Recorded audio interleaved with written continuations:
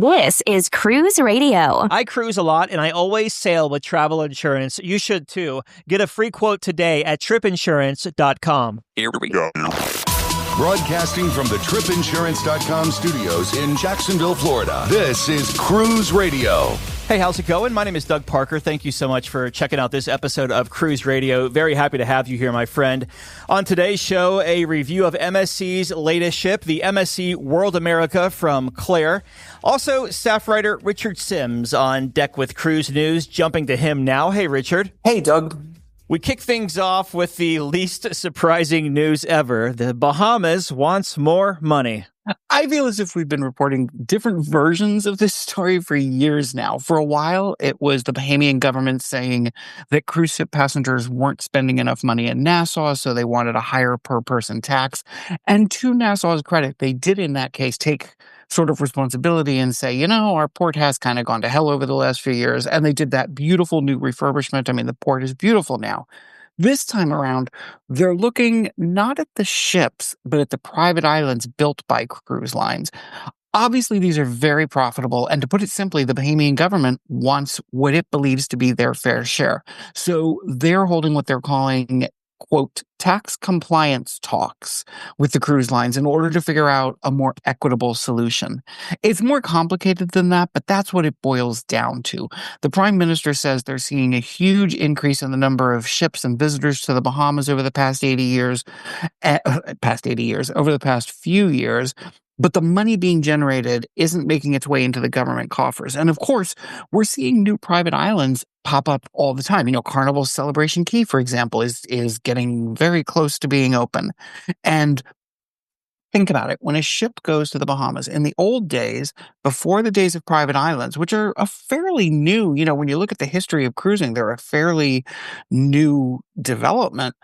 Before that, the cruise ships went to, you know, the ports. They went to Nassau. They went to Freeport. They went wherever. Now, every time they go to a private island, that means they are not going to one of the you know, the sort of main ports. Now, these are islands in the Bahamas, so they automatically, some of that money is going to the Bahamian government. But the government says it's not enough, and they want to look at increasing the VAT that they're being charged. They want to look at what they're charging it for. One of the things they specifically cited was when you go to a private island and pay $4,000 for a cabana, which, by the way, who's paying $4,000 for a cabana? But that some of that money should come in. They also want to sort of change the rules that only actual people from the Bahamas can do certain things on the islands, like rent, you know, the ski-doos, water jets, things like that. So it's basically they want more money, and they are working with the cruise lines now to figure out where that's going to come from. From our point of view as cruisers, the question becomes, as the Bahamas want more money from the cruise lines, does that get passed on to the cruisers? And I think we all know the answer to that particular question. Well, this is my opinion. There is the Baha Mar complex in Nassau, Bahamas, and they started it around 2010, 2011, where the Bahamas took a $2.5 billion loan from the Bank of China to build this big resort over by Cable Beach, right? Well, It was very turbulent. It's finally open, like, 15 years later or whatever. Maybe it took 10 years to open. Well, that loan matures next year. So I'm thinking that they're like, okay, well, we have all these cruisers. This loan is maturing. We need to generate some more revenue. Oh, yeah, I could see that. I also feel like they are looking at it as one would. They're looking at it and they're seeing all these private island destinations and are like, hey, we should be making more off of this. You know, the cruise lines are spending small fortunes to build these destinations where, like, for example, if you go to Perfect Day Coco Cay, you are likely going to be not just getting off the ship and hanging out on the beach, but, you know, you're going to shell out money for your kids to go to the water park. You're going to shell out money for this, that, and the other thing. And that is all money that is being spent in the Bahamas, but isn't necessarily going as much as they think it should to the government. So, you know, with the plethora of private islands, I think they're looking at it and saying, hey, we want it. Give us some. Carnival Cruise Line is trying to crack down on bad behavior again. This is an interesting case of a business trying to change the narrative. Carnival's always had a certain reputation, and they've certainly leaned heavily into the idea of being the fun ship. But a series of incidents, including one that resulted in 24 people being banned for life following a brawl in the Galveston terminal, have sort of tarnished the line's shine a little bit.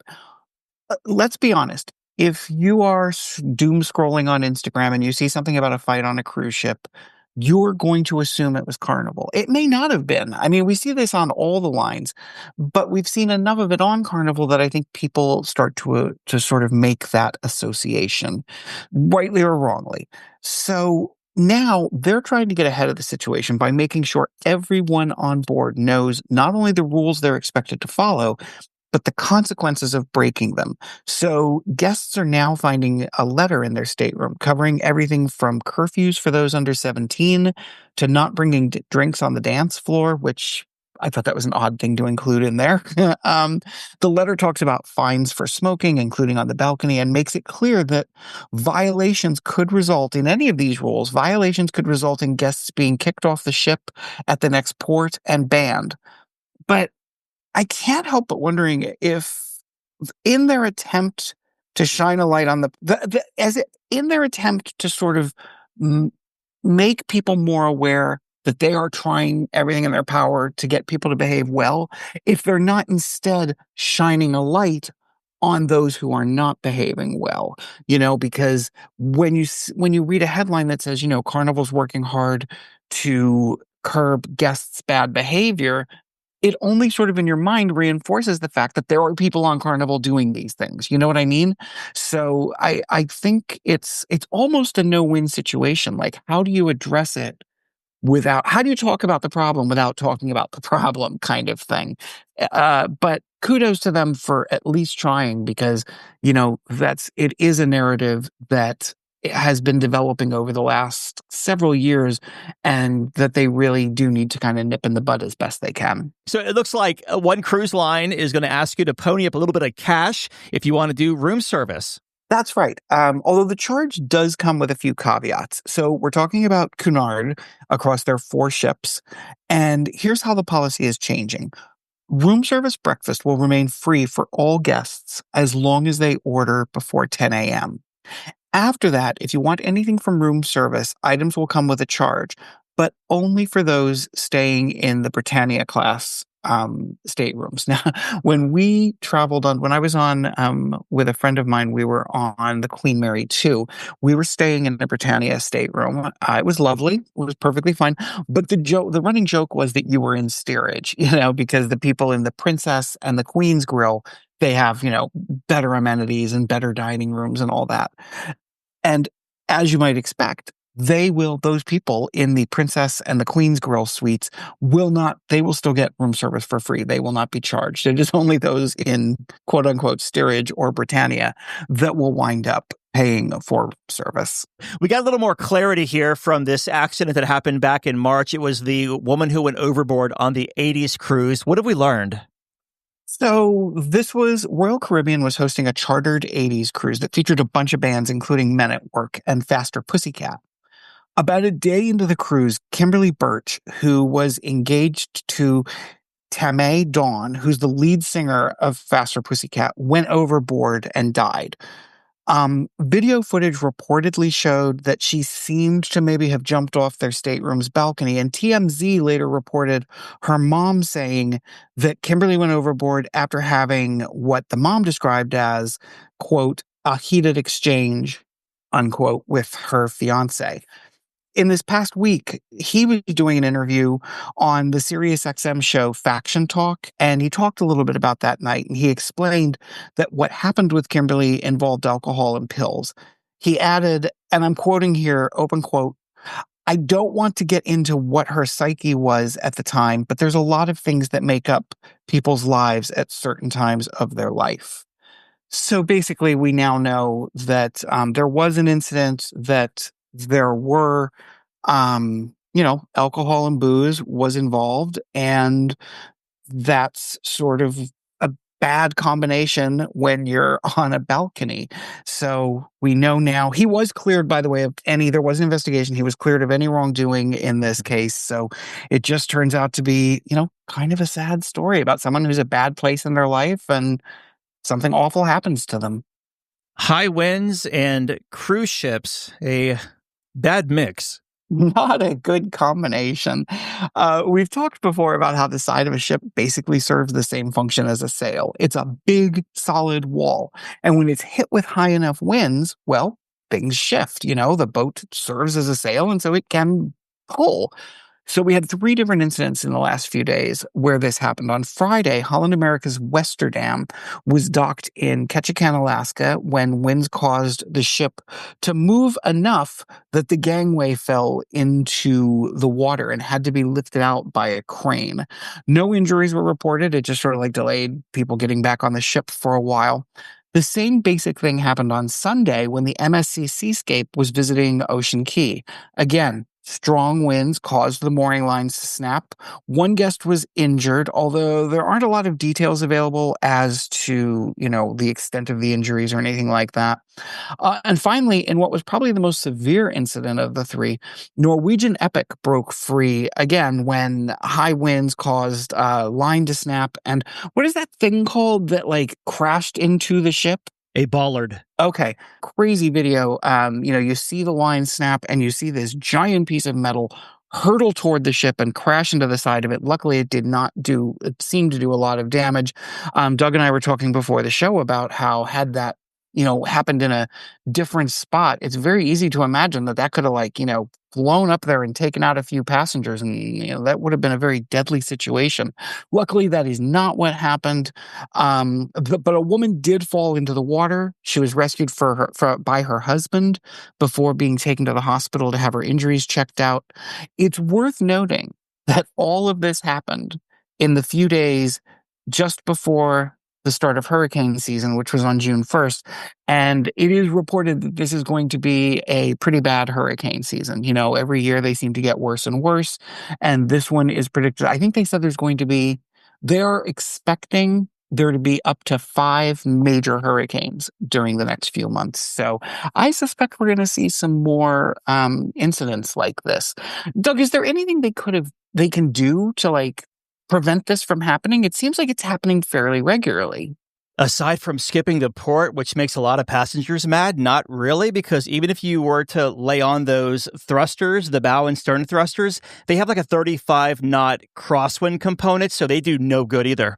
There are certain things that are just going to happen. Okay, well, there you go. I guess we know to be careful. Very good. Staff writer Richard Sims, as always, thank you, my friend. Always glad to be here. The world is constantly changing. Your place for news is still the same. Online and on demand at cruiseradio.net. A big question we get at Cruise Radio is, how do I know if I need trip insurance? Simple answer. If you're getting on a plane, taking a road trip, or getting on a cruise ship, you need to have travel insurance. Hey, it's Doug Parker from my friends at tripinsurance.com. Not only does tripinsurance.com protect your vacation investment, but it also gives you peace of mind in case anything were to go wrong on your trip. How do they do it? They offer 3 different types of trip insurance policies. Good, better, and best. One policy for every vacation budget. But it doesn't just stop there. They're up to 40% lower when you shop around on other comparison sites. Plus, tripinsurance.com offers 24-hour customer support before, during, and after your trip, online claims assistance, and travel alerts to let you know what's going on at your destination. But find out for yourself. Check out tripinsurance.com. Have a tip or a lead on a news story? Let us know. Email tips@cruiseradio.net. Claire just returned from a 7-night cruise on MSC Cruise's brand new ship, the MSC World America, also her first time sailing MSC Cruises. She joins us on the line to share her experience. Welcome, Claire. Thank you. Hi, Doug. It's great to speak to you. Yeah, happy to have you on here and happy to talk about one of the world's newest cruise ships at the time of recording here. So before we actually get to the ship itself and talk all about this one, let's take a step back. You're obviously in the UK. So give me some pre-cruise thoughts. What made you want to fly across and take this sailing on MSC World America? Well, we'd like to make a good long trip of it. So we'd had a week on Oasis of the Seas the week before, and then we booked to go on World America to try MSC for the first time. We were on a casino comp match. So we'd previously done Royal Caribbean comp matches with also Virgin and NCL and Princess, which we really enjoyed. So we were quite keen to try some other lines, kind of open our eyes as to what's out there. And we found a company called UR Compt, and they arrange comp matches for MSC, NCL and Celebrity. So about 6-7 months ago, kind of had a look around their site as to see what was available, and kind of flagged up that a brand new ship was coming out with MSC. So I thought that would be the best option. We paid a deposit, which actually was then put back onto our account once we boarded. And MSC don't actually charge any taxes and fees on casino comps either. So it was a win-win so far. I'm looking forward to it. Yeah, certainly. So you make your way, you're coming off of Oasis of the Seas, which was in Fort Lauderdale. You go down to Miami. Now you're going to the world's largest cruise terminal. So we'll start there. How was embarkation as you made your way from the curb to the ship and the process in between? Yeah, we got an Uber right down to the new terminal. It's all indoors once you get there, which was great because we were having a bit of a flood and a rain in the Miami sunshine. So it's really impressive. Big, open, clean spaces and impressively efficient, taking just 10 minutes from our Uber, curb to ship, and we're all on board before 11 a.m. Thanks to the facial recognition, we didn't even show our C-Pass cards. It was just a case of checking our passports, scanning our faces, and we walked straight on. So it's really, really well done and well organised.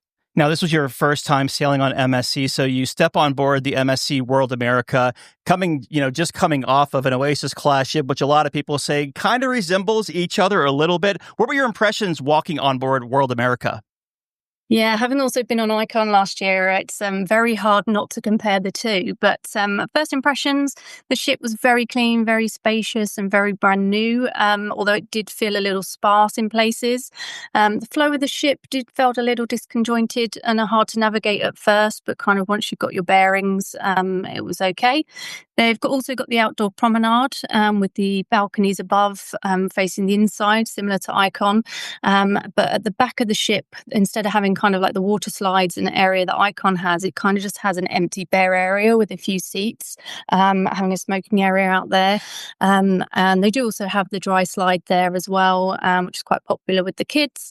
But most of that deck was pretty much extra charge venues like restaurants, extra ice cream charged items, and even the coffee shop there, extra charges, and all the sandwiches and cakes in there were even extra charges. So quite a few noticeable differences when you kind of look at how MSC works things versus kind of how Royal and other cruise lines do it.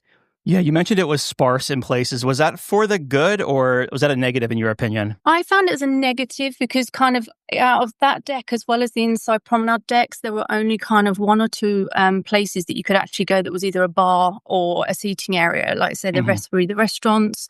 And they kind of did use the space quite well during the week. So they had the silent disco out there and some parties, some of the white parties and things like that out there as well. So they did use the space, but just kind of generally walking around it did feel quite open and kind of lacked things to do other than those organised events. Okay, fair enough. So what kind of stateroom did you book for this 7-night cruise and what did you think of it throughout the voyage? So we had a midship deck 10 interior room, which normally, I don't really mind. I do prefer a balcony, but when it's a casino comp, you can't really complain. It was all obviously fresh and new.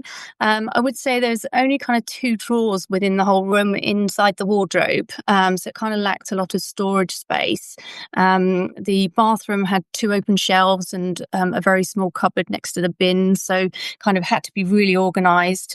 I'd recommend taking packing cubes to keep things organised and within their kind of each part where you need it. The noise insulation was very poor for a new ship. We could hear full conversations while showering and loud banging for above and below all night long, which we did report, and it did get a little bit better during the week. A lot of people have been asking how the beds are. They are very firm. They seem to get firmer every time someone brings out a new ship. But even with mattress toppers, it's definitely something to bear in mind. There's a nice desk there with the hairdryer, and the minibar is kind of stocked in the fridge there for extra chargeable drinks that aren't included and snacks. But otherwise, it's clean and nice and new. The other thing lots of people have been asking about is the plug sockets. And there are USB-Cs next to each bed, no plugs other than on the desk area. There isn't any outlets either in the bathroom. So they do have these new multi-use sockets on the desk. So it will also take the UK, the US, and also the 2 pins if you need to charge your razor and there as well.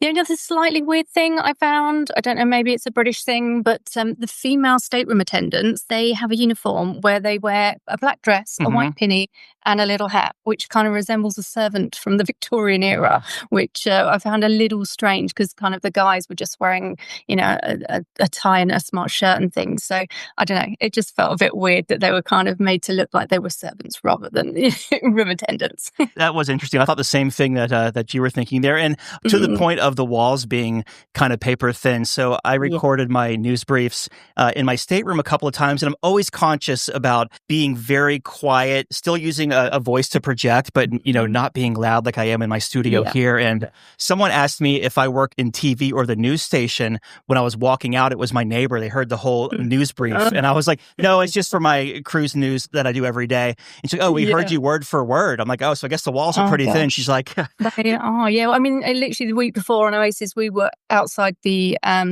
main area for everyone coming in next to the lifts, and we didn't hear a thing all week. So it must be very thin metal that they've used for the rooms.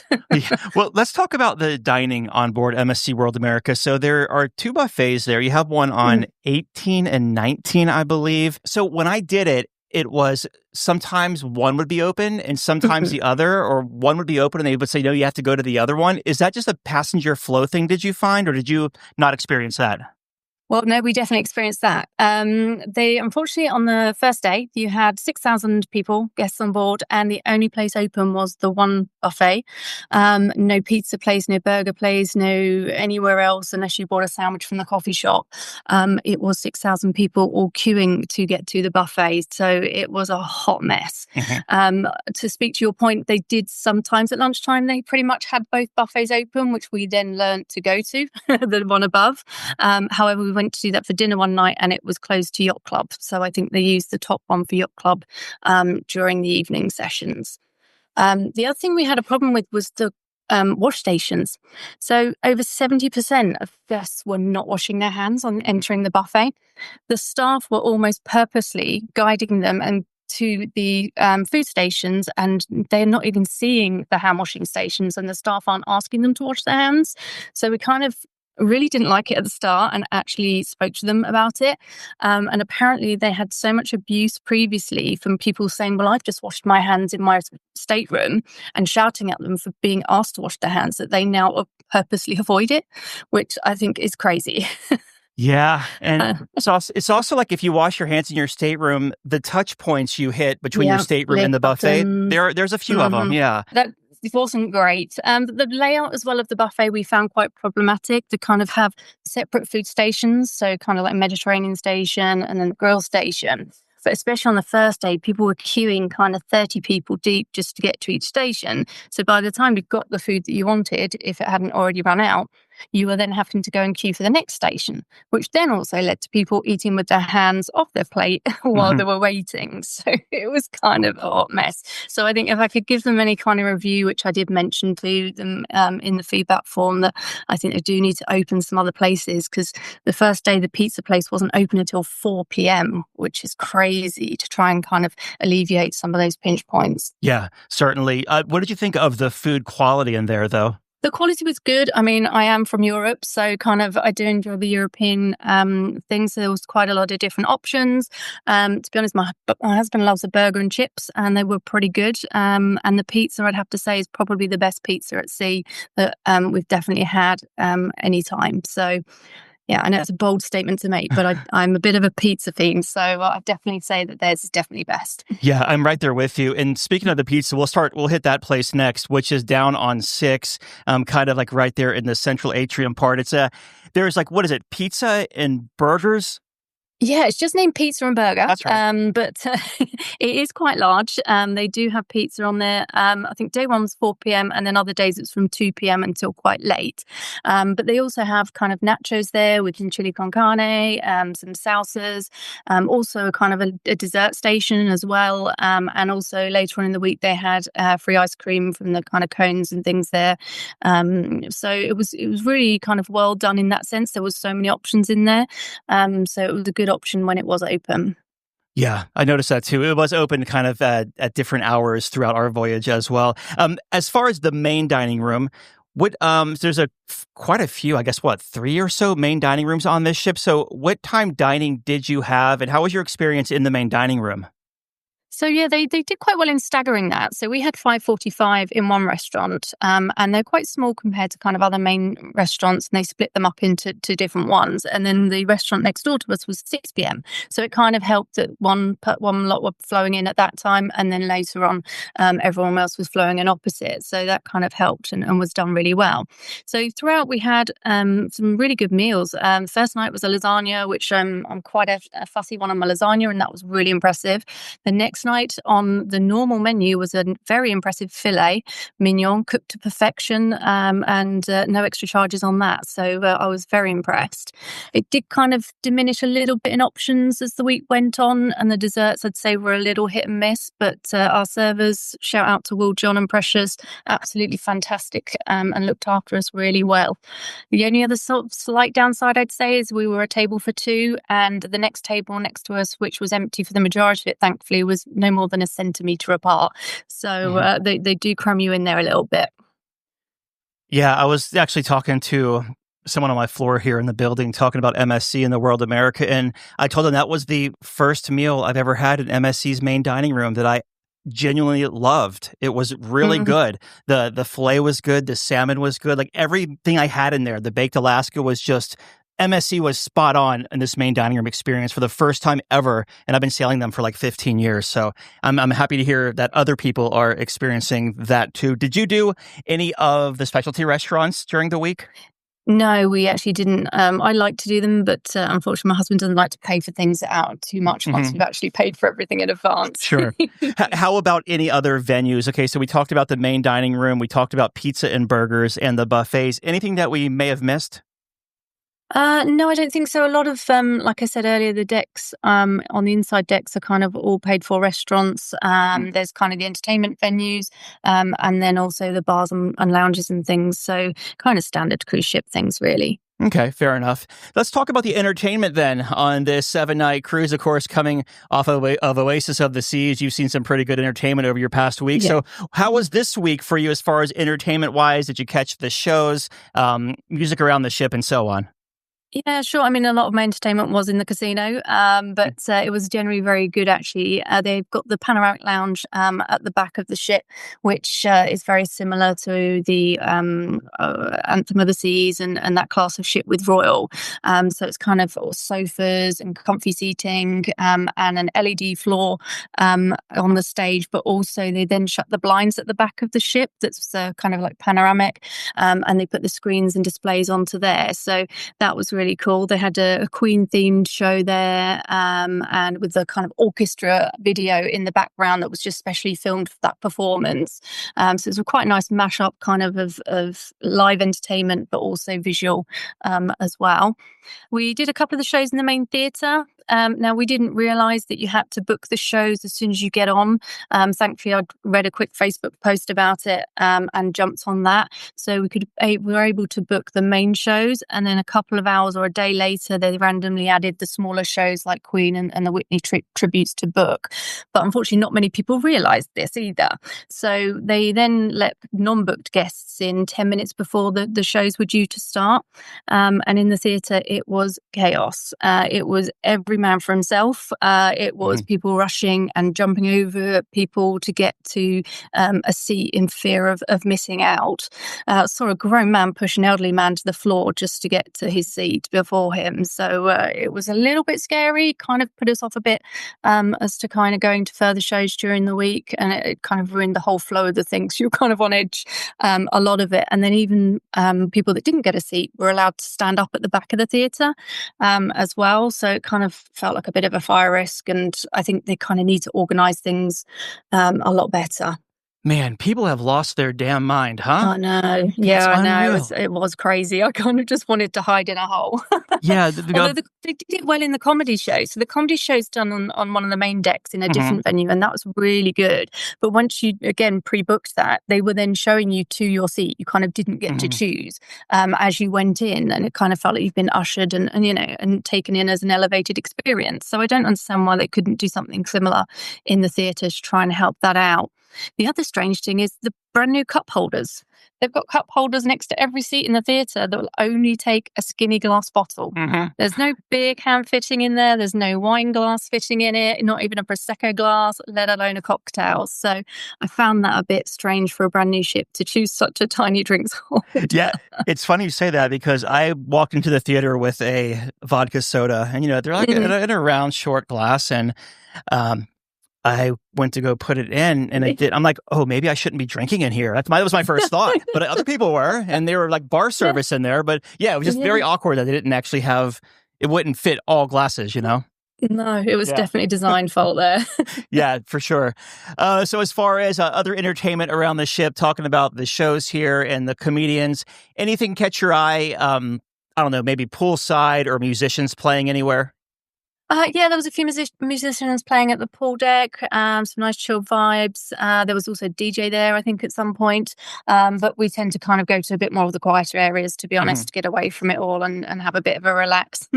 Did you find that, because when I was on the ship, there was no sea days, did you find that there was a place, even with 6,000 people, as you mentioned, there was a place to relax on sea days without, you know, being around 1,000 other people?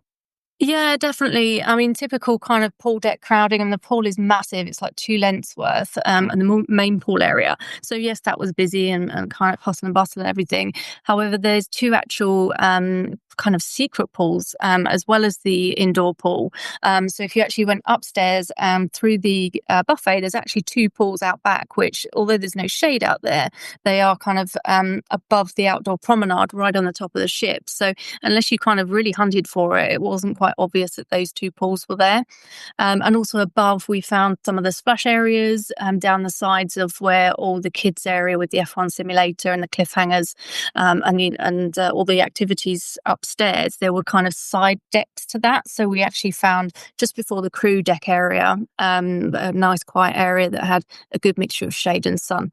And very quiet. As far as sea days with crowds and congestion, you kind of touched on it right there a little bit, but how was it around other parts of the ship? Yeah, it was busy, but it was lively and it was fun. So there's plenty to do with things going on, your regular bingo and things. But obviously they have the F1 simulator. We did that. We did cliffhanger and bumper cars, but they do all come with extra charges again. So kind of prepared to be nickeled and dimed with MSC, I'm afraid, because pretty much everything costs extra.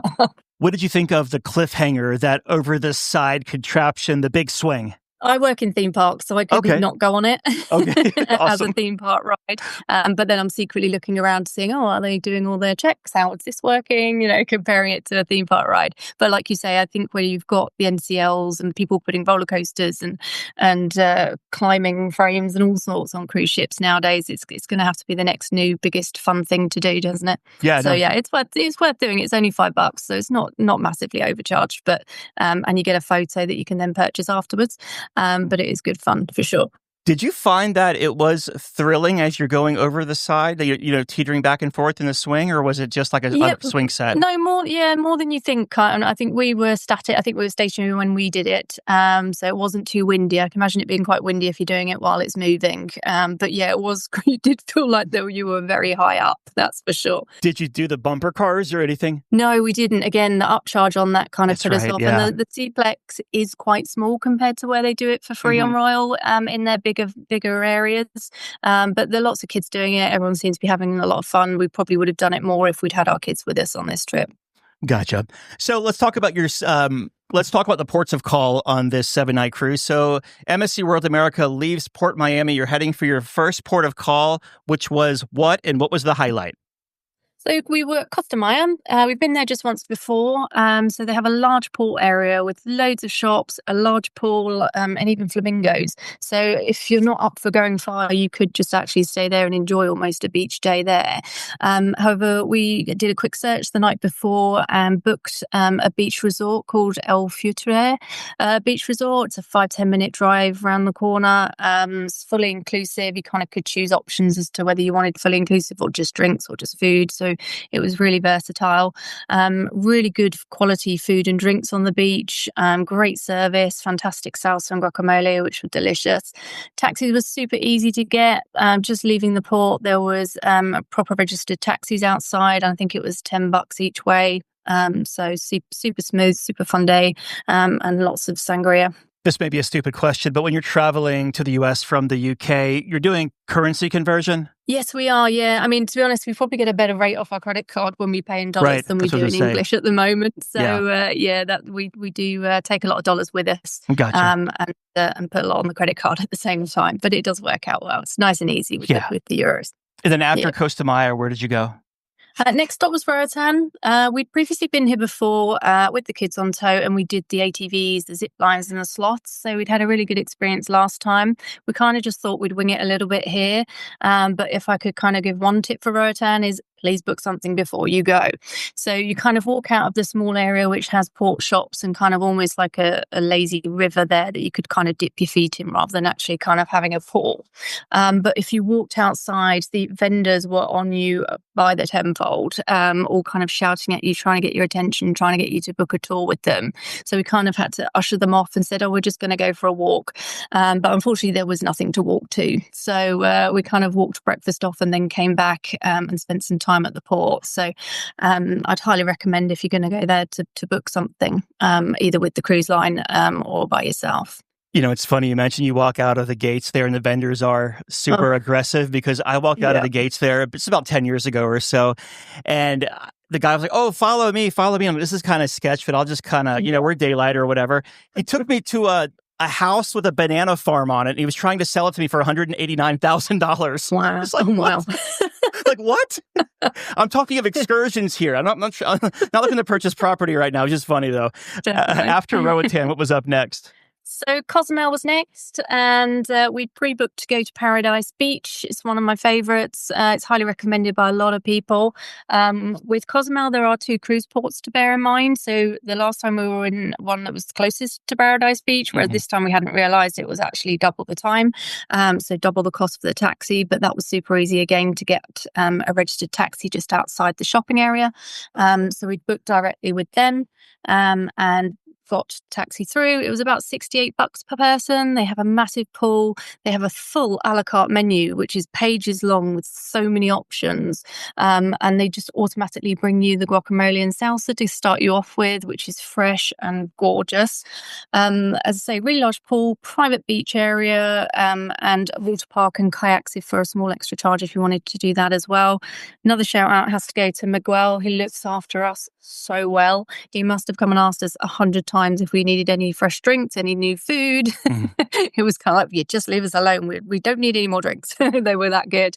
But the tacos were amazing, super fresh ingredients, top quality, and I can't recommend that place highly enough. It sounds like you were at, I'm going to mess this up, Porta Langusta with all the shops and Starbucks. It does have really good shops. Starbucks is there. On the way in. And there were probably about 5 or 6 other cruise boats in that day. So it's always a really busy port, but plenty of taxis available, and definitely recommend booking the Paradise Beach Club. And then after Cozumel, what was up? We had a sea day and then it was Ocean Cay. So one of my favourite places in the world is Coco Cay, and also one of NCL's private islands. So I had kind of high expectations for the private island. The area felt quite underdeveloped, and I know they are still kind of doing a lot of work on it. You kind of got off of the ship, and the first kind of beach area you came to had kind of like chairs that you'd sit at your dining room with, and kind of sitting upright chairs, and looked really strange. So we were like, oh, what's going on here? So we thought we'd walk a little bit further, and we found another sort of beach that had a few sparse lounge chairs, and you kind of had to walk further right around the lagoon to be able to get to kind of the main busy area with beach chairs and umbrellas. They do charge you, I think it's $25 for an umbrella for the day, which felt ridiculous, being a private island and having those included in any other place we've been to for private islands. So we decided to just sit under a palm tree and enjoy the day. Lots of people did report from our cruise ship, including videos of lemon sharks. I think they're called, swimming around by your legs. So Please be aware of that. If they are harmless, I believe, but it can be a bit of a shock to the system to see those in the bay right by the water and around your ankles. The light show we saw as well. They do a light show as we were leaving on their lighthouse, which was really pretty and a nice, unique thing to have. And then that was it. Next stop overnight to Miami. Well, a slow truck back to Miami. How was the debark process? Really smooth, similar to kind of getting on the ship. You barely had to take your passport out, just a facial recognition, kind of about a 30-minute queue, I'd say, around the deck to kind of get yourself scanned off. Short distance through to the suitcases and luggage area, and then right outside for plenty of Ubers. It was about a 10-15-minute wait for an Uber back to Miami Airport, so pretty smooth. Curious, when you're cruising out of Southampton against cruising out of, let's just say, Miami, aside from the sheer size of the MSC terminal, is embarkation and debark about the same? It's a little bit easier, I suppose, on the basis that you don't have to, in Southampton, show any passport or have your face scanned. I don't think I recall that happening, just because it's my own country, I suppose. Mm-hmm. But no, pretty much just as smooth, queuing to get off the ship slightly and then walking straight out. So yeah, I think that and Fort Lauderdale have always been really great, actually, as the top 3 cruise ports I'd actually recommend for ease of getting on and getting off ships would be Southampton, Miami and Fort Lauderdale. Now, do you have any first-time tips to offer anyone who might be considering sailing MSC World America, since this was your first time as well? Indeed, yeah. Definitely book a drinks package and also the shows as soon as you get on board, and arrive early as you can for your seats. I'd also recommend using that smaller buffet on deck 19 to avoid the main one's chaos for the lunch times. And also to kind of set your expectations a little bit. It is a European ship that's kind of trying to break the US market. So kind of expectations just need to be adjusted a little bit on that basis. But otherwise, they're doing a fairly good job, and hopefully they'll iron out all the kinks as they have more sailings under their belt. What was the biggest highlight of this cruise for y'all? Being on a groove cruise, I didn't think I'd like as much as I did. And also the Paradise Beach Club as well, I think, was up there for our week highlight. Would you sail MSC again? I think if the kind of base price of the cruise was around the same as Royal or NCL ships, and the destinations particularly were the same, then I'd probably try them again. However, you'd have to factor in all those additional charges and compare apples for apples to really compare the prices, I think. So then if you did, this was a comp you mentioned, but if you were paying like $2,000 US for the interior for the week, would you feel that would have been a good value if you paid $2,000 for it? I think so, but only on the basis that we didn't really do a lot of the up charges. Whereas I think if some people are kind of, because we've been on like 10 cruises this year, we don't tend to spend as much as we would have done normally cruising once a year as a main holiday. And then you kind of splurge a bit more and want to do all the extra things and the extra dining. So I think it's a fair price. I just think they've got a lot to learn about the market, and they just feel so rushed to replicate other cruise line successes without fully addressing the practical issues. The ship looks great, but the guest experience, particularly around dining and entertainment logistics, needs refinement, I think, before I'd consider cruising on them again. All right, we've been talking with Claire about her 7-night cruise on MSC's World America. Claire, thank you so much for stopping by and sharing your vacation with us. No worries. Thanks, Doug. I really appreciate you, all the work you do for your fantastic podcast. I listen to it every time. It's great. Thank you. All right, Dougie, let's see what we got for you, buddy. Cruise Radio is produced at the tripinsurance.com studios in Jacksonville, Florida. Get cruise news, ship reviews, and money-saving tips every Thursday on Cruise Radio. If you've enjoyed this episode, please subscribe to the show. If you want to help spread the word, give Cruise Radio a 5-star review. Find Cruise Radio where you listen to your favorite podcast or online at cruiseradio.net. I'm your announcer,